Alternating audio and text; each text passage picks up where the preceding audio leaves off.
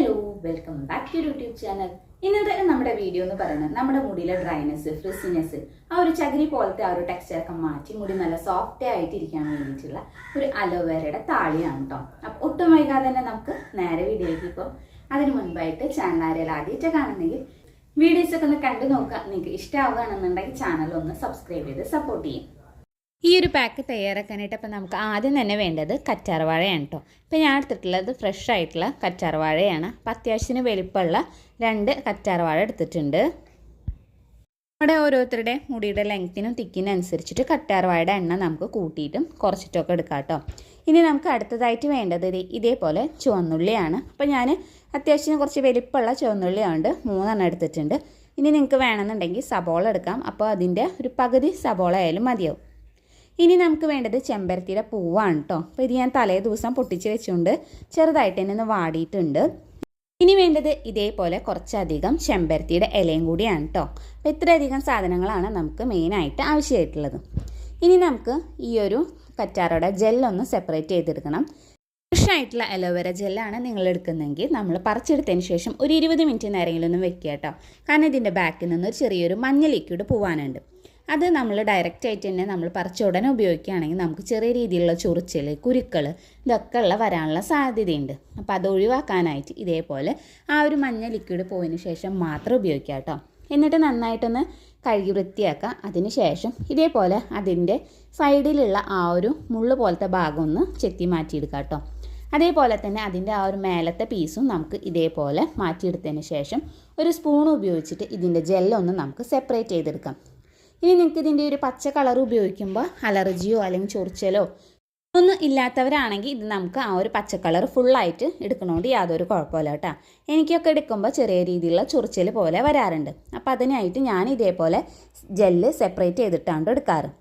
ഇനി നമ്മുടെ കറ്റാർവാഴയുടെ ജെല്ല് ഇതേപോലെ സെപ്പറേറ്റ് ചെയ്തെടുത്തിട്ടുണ്ട്. അതേപോലെ തന്നെ ചുവന്നുള്ളി ചെറുതാക്കിയിട്ടൊന്ന് അരിഞ്ഞെടുത്തിട്ടുണ്ട്. ബാക്കിയുള്ളതൊക്കെ നന്നായിട്ട് തന്നെ ഒന്ന് കഴുകിയിട്ട് വൃത്തിയാക്കിയിട്ടും കൂടി എടുക്കാം കേട്ടോ.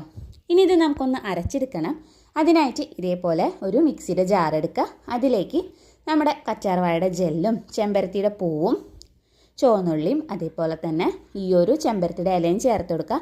എന്നിട്ട് അരയ്ക്കാനായിട്ട് ഞാൻ എടുത്തിട്ടുള്ളത് കഞ്ഞിവെള്ളമാണ് കേട്ടോ. നിങ്ങൾക്ക് കഞ്ഞിവെള്ളം ഇല്ലയെന്നുണ്ടെങ്കിൽ നമുക്ക് സാധാരണ വെള്ളമായാലും യാതൊരു കുഴപ്പമില്ല.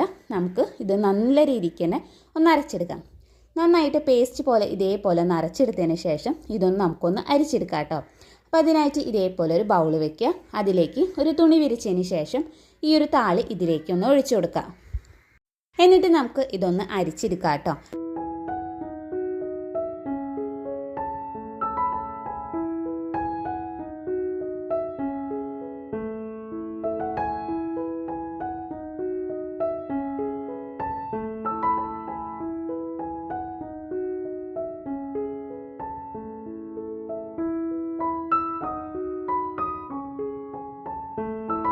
അങ്ങനെ നമ്മുടെ കറ്റാർവാഴയുടെ താളി ഞാൻ മുഴുവനായിട്ട് ഇത് അരിച്ചെടുത്തിട്ടുണ്ട് കേട്ടോ.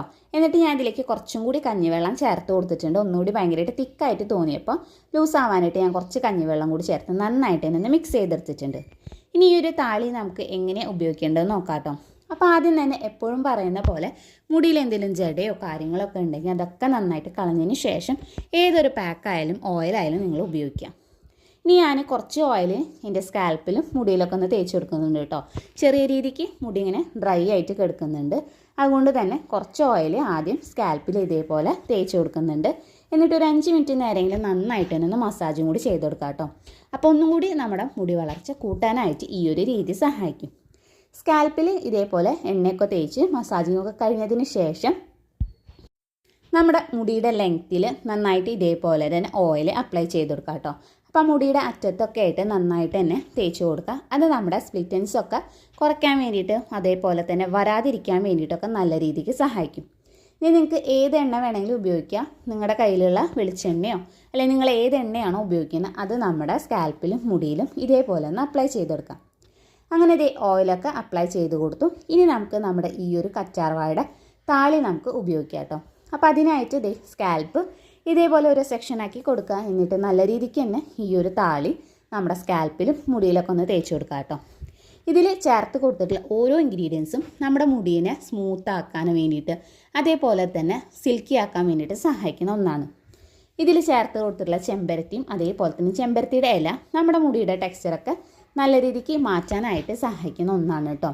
അതേപോലെ തന്നെ അലോവേര ആയാലും നമ്മുടെ മുടിയുടെ ഡ്രൈനെസ്, മുടി പൊട്ടിപ്പോകുന്ന പ്രശ്നം ഉണ്ടെങ്കിൽ അത് മാറ്റാൻ വേണ്ടിയിട്ട്, സ്പ്ലിറ്റൻസ് കുറയ്ക്കാൻ വേണ്ടിയിട്ടും നമ്മുടെ മുടിക്ക് നല്ലൊരു മോയ്സ്ചറിങ് കണ്ടൻറ്റ് നൽകാനൊക്കെ ആയിട്ട് സഹായിക്കും.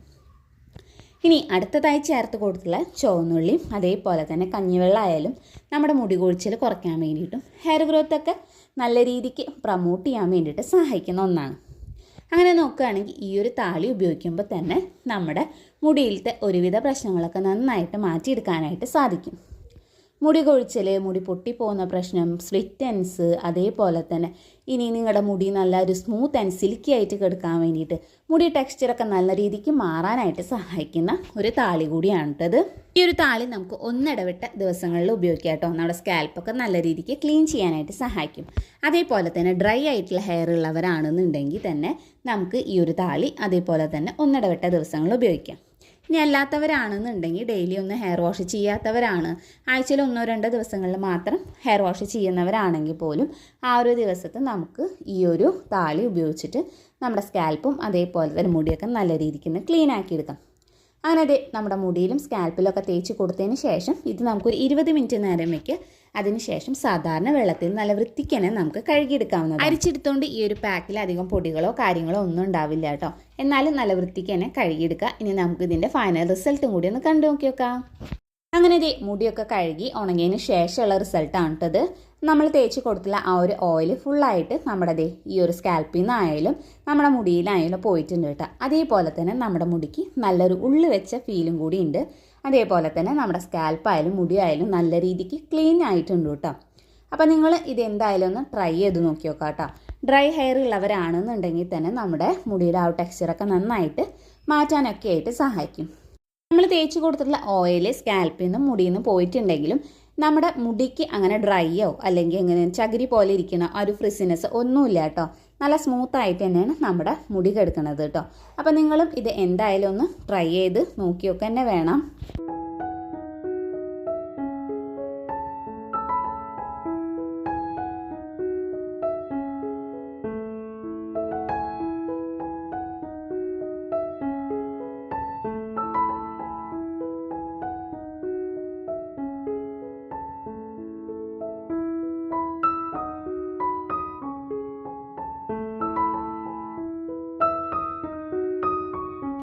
ഈ ഒരു പാക്ക് നമുക്ക് വേണമെന്നുണ്ടെങ്കിൽ ഒന്നിടവിട്ട ദിവസങ്ങളിൽ ഉപയോഗിക്കണമെങ്കിൽ നല്ല റിസൾട്ട് കിട്ടും കേട്ടോ.